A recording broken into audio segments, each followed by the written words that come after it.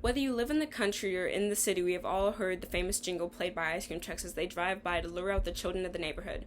Normally, when we hear these songs, we think of other children's songs, such as Mary Had a Little Lamb, Row Your Boat, etc.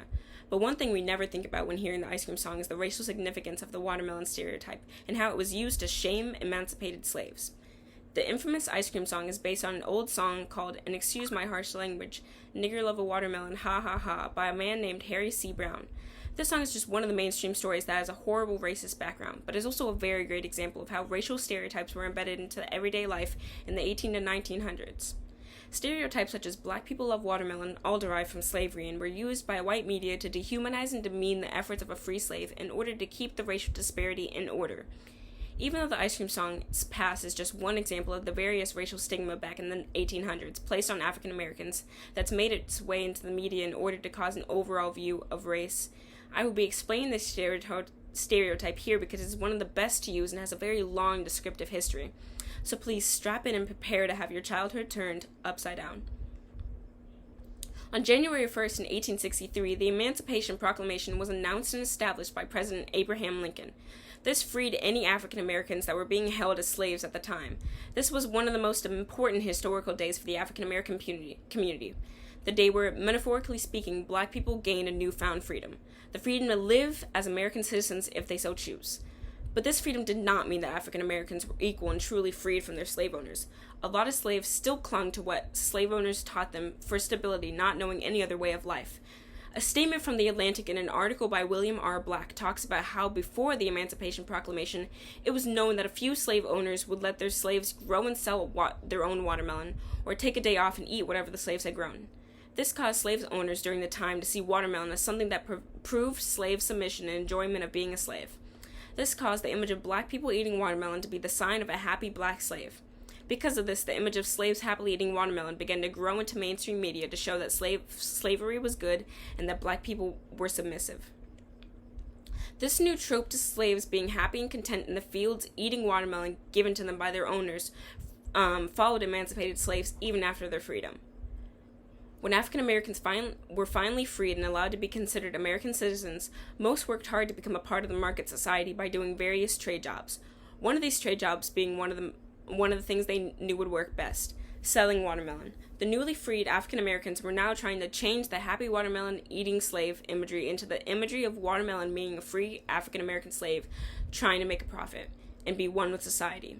African Americans started to enjoy watermelon in their own time, not because a slave owner told them to, but because it's what brought them together and let them make profit. Watermelon was one of the products that helped the black community buy land and become a part of the market trades. Watermelon was also used as a peace offering from freed slaves to their slave owners. In an article by William R. Black, he talks about the story of a free slave named Clara, where after the Emancipation Proclamation, she had left the household that she was a slave for, leaving the family devastated. Especially the family's son, Henry Evans, who Clara had basically raised. Henry saw Clara on the streets years later, and when she offered him a slice of watermelon as amends, he said that he, quote, would not eat what free Negroes ate.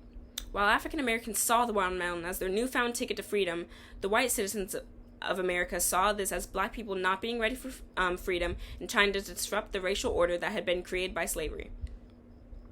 This prompted white citizens to start portraying African Americans as really ignorant, dark-skinned characters with large lips and tied-up hair who sat around in groups eating watermelon vigorously in order to push the narrative of watermelon being associated with slavery.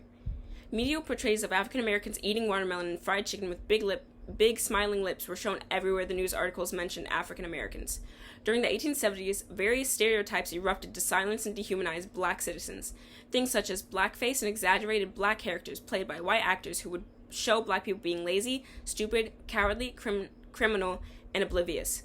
In an article by Alexis Clark called How the History of Black People is Rooted into Racism, Alexis talks about how working-class immigrant Irishmen would use blackface to distance themselves from the lower-level citizens and gain advantage in the eyes of the other white citizens.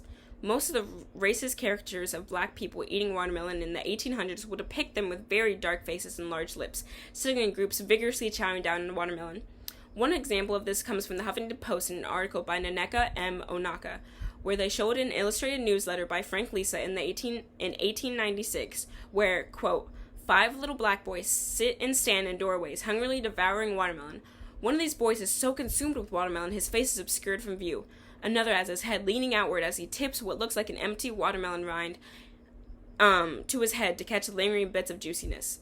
This idea that black people love watermelons became widely well known and developed into everyday ideals of black people to tie them back to slavery. The biggest example of this being the song Negro Love a Watermelon, Ha Ha Ha, by Harry C. Brown. This popular song talks about black citizens going downtown to sell watermelon and was used for a cartoon made by Looney Tunes. In the cartoon, you see Bugs Bunny start singing the song and a bunch of over-exaggeratedly drawn black people walking up and marching and dancing, and other stereotypes, such as eating watermelon, and in large groups. The song became so popular because of its, quote, catchy tune and cartoons that went along with the song. The tune of this song is not only played by ice cream trucks, but also by small kids networks and even large companies such as Disneyland. The ice cream song itself isn't racist, but the ice cream song does have a very horrible and racist background that has been forgotten and covered up over time. This is not special just to the ice cream song, but to a lot of things in America. Racial stereotypes are embedded into the American history if you truly look into the origins of something, you will find their dark past. The ice cream song is just a good example of this. Something seen as innocent or meaningless to the people who hear it, but holds a value in black people's lives and history. This because stereotypes such as black people love watermelon all were embedded into mainstream media to dehumanize and demean the efforts of free slaves in order to keep the racial disparity in order.